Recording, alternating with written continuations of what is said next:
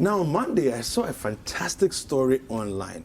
It just blew me away. There's a story of a mother and a daughter who graduated from medical school same time. Wow. And I thought to myself, really? How?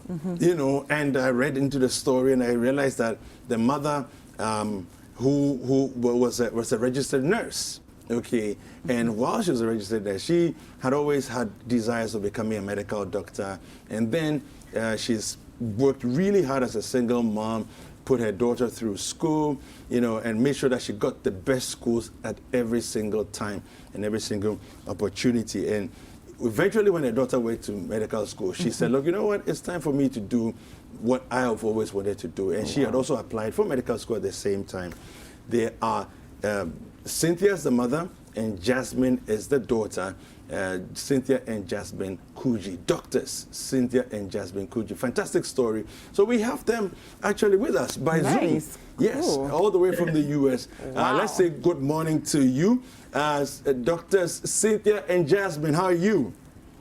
Good morning. How are you? We're very well, thank you. Welcome to Breakfast Daily.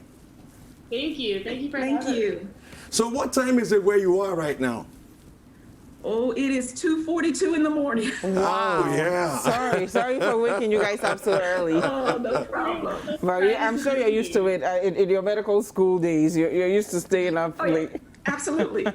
So Cynthia, I want to start with you because you started off even as a nursing assistant, then made your way up, and now you're a doctor. A lot of parents, especially single mothers, tend to give up on their dreams when they have kids and live through their kids.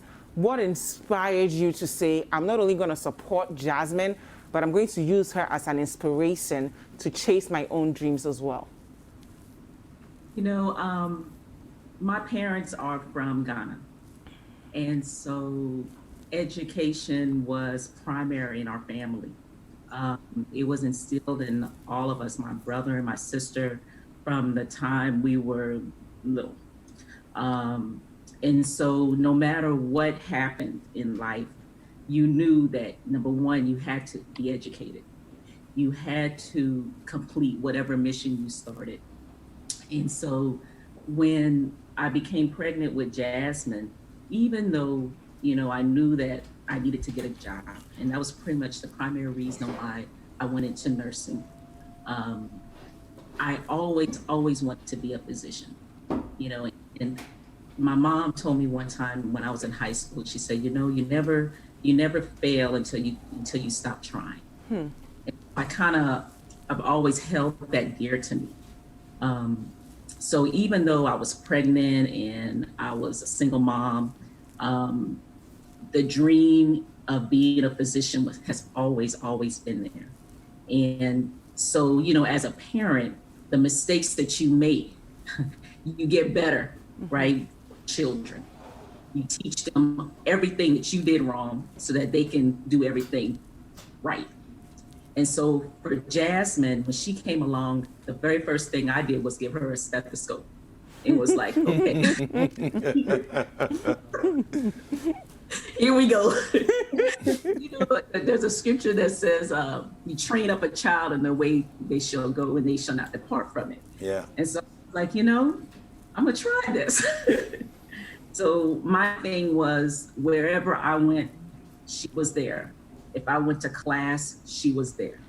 If I went to see a patient, she was there. And a lot of times you do it out of necessity because you don't have a babysitter or whatever. But on the track, you realize that she's picking up everything and she's absorbing everything. Wow. So let me come to Jasmine and ask you, Jasmine, so did you, what was it like when you started medical school, knowing that your mom was also in medical school? Was there any pressure there? You know, my mom has always been great. She hasn't put a lot of pressure on me. You know, for her, it's as long as I'm doing my best, that's good enough for her. Okay. If anything, it was more support that I knew that I had because she understood exactly what I was going through. You know, if I was stressed, I knew that she was stressed, and I could call her and I could lean on her, and we could lean on each other. You know, so she was my rock through this entire process. Okay, fantastic. So Jasmine, your mom talks about, you know, taking you to work with her. How did that influence your own values? Seeing how hardworking, resilient, and driven she was. I mean, my mom she is the reason I am who I am today. You know, all the things that you named, hardworking, resilient, those are things that are 100% necessary in order to complete this journey of you know, completing medical school. And because she mirrored that for me, I almost could not fail. You know, she was my goal. You know, like I looked up to her so much. I still look up to her so much, and without that image, I don't think I could have made it as far as I did. Wow. Yeah, Cynthia, let me ask you a question here. You started off, were you born in the States? No, so I was born in Kenyasi. Okay. I was in Kenyasi till I was about 2. Okay. My father came to the United States. My grandfather literally put up the farm to get my father to the States because he wanted to go to the university. So when he came to the U.S., he always talks about he came with $10.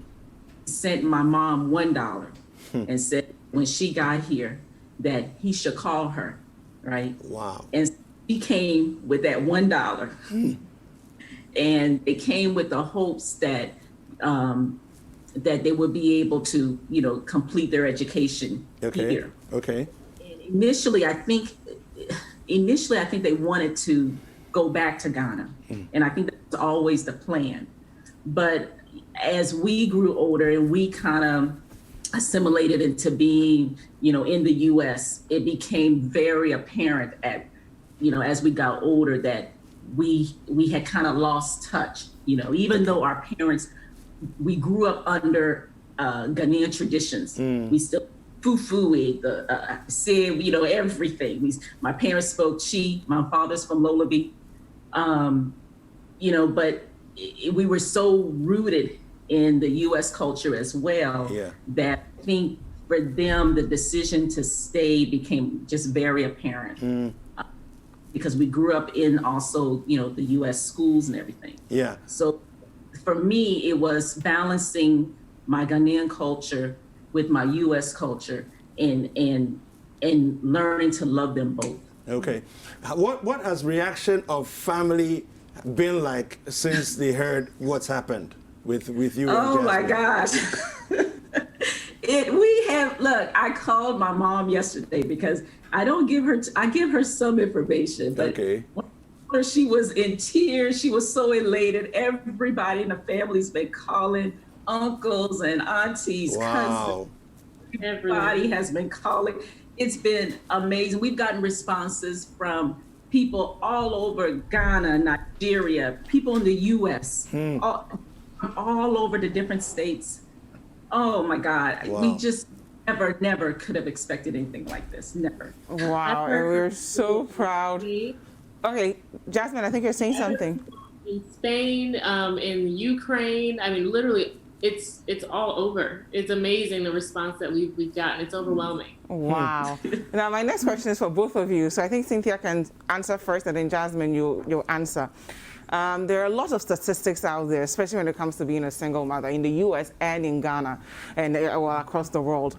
And they tend to stigmatize single mothers. Like if you're a single mom, you're supposed to do this, you're supposed to be this way. In a way, it victimizes you and limits your dreams and your potential. And if you're a child born by a single parent, there are all these statistics being thrown about. You're going to end up this way, that way. How did you manage to say, in spite of all the things that the researchers are saying I'm supposed to be, I'm not going to be a statistics. I'm going to set a goal for myself, and I'm going to show that it is possible to achieve all of this? I think I have to go back to my parents. You know, when I became pregnant, I think the biggest fear for them was that once I became pregnant, that I would not be able to continue on. Because here I am, just graduating or about to graduate from Tulane University, and now I'm pregnant. And it was a huge disappointment. You know, I was supposed to go straight to medical school. In the U.S., at least during that time, you know, even though the stigmatism of being a single mom is there, because there's so many opportunities, you know, you have the choice and to be able to say, you know what, I can go on. You know, it's not like doomsday because you are a single mom. I mean, yes, I had to get on welfare. Yes, I had to get on food stamps. Yes, I had to buy clothes from Goodwill, secondhand, you know, and that's all fine and dandy. But as long as you're willing to go through it, you know, like my mom said, you never fail until you stop trying. So as long as the opportunity is available, it doesn't matter whether you're a single mom, whether, you know, as long as you're willing, the Lord is with you and you're able to just keep going, keep fighting, keep struggling, you know, you can make it. You know, you don't have to succumb to the negativity because negativity is going to be there no matter what you do, whether it's good, whether you do bad, the negativity is going to be there. So why even consider it, right? So for me, as long as I had an opportunity to work, to study, to teach my child, then for me, there was no question. I just needed to just keep going until eventually, I knew eventually that I was going to make it. Eventually. And here you are. And You here I made am. it, girl. Jasmine. I mean, as you can see, I had no choice but to succeed because you know, every day, you know, these were the speeches that I was getting. You know, you can do it. And even if you feel like you can't do it, just try. You know, that you fail at everything that you don't try at. You miss every shot that you don't take, right? So, you know, my mom was my biggest supporter, you know, growing up. And there were a lot of things that I, you know, did not succeed at. You know, in science in general, I honestly was not good at. Really? Wow. I was not good at. But she said, you know, if you want to be a physician, this is what you want to do, then you work at it. You know, you study the extra hours. You know, even if you're doing extracurriculars and you're trying to, you know, pad your resume and all those good things, you know, you still have to struggle and focus and get through it despite, you know, everything that is against you. Yeah. So Cynthia, let me ask you, was there any point in time where you felt like, you know what, I wanted to do this, I have tried, I think, let me just walk away? Oh, those thoughts come all the time. All the time. But this is how I approach it. You know, feelings are no more than your thoughts. Okay. Right? If you right now, you're depressed, you feel down, you feel like you're not going to make it, right? If a fire in the house comes at that moment, you are not going to be depressed. No. You are not going to be sad, right? You are going to get up and you're going to run. Because the feeling comes and goes, right? It's here today, it's gone tomorrow. So it's a decision to give into those feelings. You know? So if a lot of times, those thoughts are gonna come. You know, I want to give up. You know, and for me, when I was coming up, it was all about not having those images before you. You know, not seeing, you know, that strong female physician in front of you. You know, those images weren't there. I remember watching the Bill Cosby show and thinking, oh my God, they have an African-American male physician and an African-American female attorney. Who sees that on TV? You didn't see that. Okay. Right? So even the thought of just, you know, can I really be a physician? You know, what was there? Because all your counterparts, they're scoring all the high scores, right? And you don't have that like in front of you to see, to someone to say, okay, take this step, take this step, take this step. You know, our parents are our biggest influence because you see them succeed, right? they give you the hope that, hey, I can make it. Yeah. So regardless of what my thoughts say, that come and go along with my feelings, right? I have got to stay focused that, look, if I do not continue, right, I've already failed, right? But if I continue and work at it and don't give up, then yeah, I'm gonna make it regardless of how I feel. You can't give in to those feelings. Yeah. Wish-washy. Yeah. You're saying harm. Jasmine, this is for you. Walk us through how you felt on March 20th when you were both found out that you were going to go to LSU residency. Yes. So that was a day just full of emotions. The email comes in at 11 o'clock in the morning to tell you whether or not you've matched and to tell you where you've matched. And so in the morning, I'm just sitting there for hours, just waiting on it to come in. I'm nervous, I'm scared, I'm anxious. I mean, all the thoughts came in my mind. But then when the email came in and I saw that I matched, I was ecstatic. I was elated. And I think that my mom's email came in a few minutes earlier. Okay. So yeah, she texted me and she was like, "Oh my gosh, I matched." And I was like, "Oh my gosh." All right, so to just help us for the Ghanaian audience, what is matching? If you can help us to understand that. What is matching? So matching, basically, I don't know if y'all are familiar with like the NFL draft or like sports draft processes. Okay. Essentially, when you're applying to medical school, you apply to tons of different programs, residency programs. And you make a list of your top programs, okay. and then the programs also make a list of their top applicants. And everything gets put into a computer system called the Match program. And on March 20th, that computer program basically decides your fate. It decides what program you're going to go to for the next 3 to 5 years. Oh, wow. So it's very nerve-wracking. It's very exciting. And, some people get bad news on that day. Some people get the best news ever on that day. So you never know what's coming. And then also on like, let's say there are 2,000, let's say for instance, if there's 2,000 residency programs, right? You'll have over 5,000 applicants apply for each program, right? Mm-hmm. And then the program might only pick 50 to interview. Okay. And out of that 50 that they interview, they may only have 6 positions. Wow. So it's very, very competitive, and it's very expensive, because you're going to these interviews, right? And you don't have a job, you don't have a medical student. Right? You're in debt, probably. It's difficult. Yeah. And then when you're a mom, right? Your daughter's saying, "Mommy, I need $4,000 for my applications," right? So it becomes extremely, it can be very stressful, yeah. Right? Then you have to go on these interviews that are all over the country. You're flying here, and you're flying to different places, and the meals and the clothing, everything. The expenses become high. So, yeah.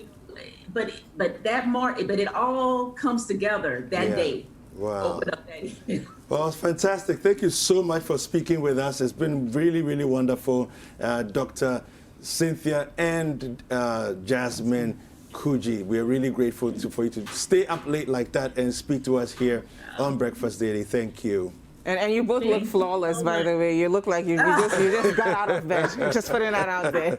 I look forward to watching your YouTube channels and following you on all the things that you're going to achieve. Thank you guys so much. Thank you. Thank you. And thank you at home for staying for Breakfast Daily. My name is Dziffa and I'm David Kudji.